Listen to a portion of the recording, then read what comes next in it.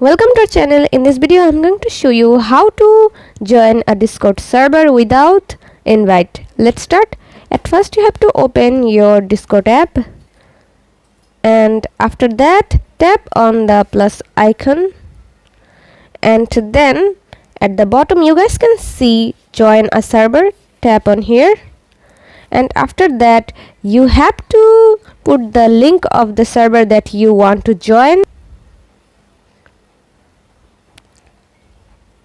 like this.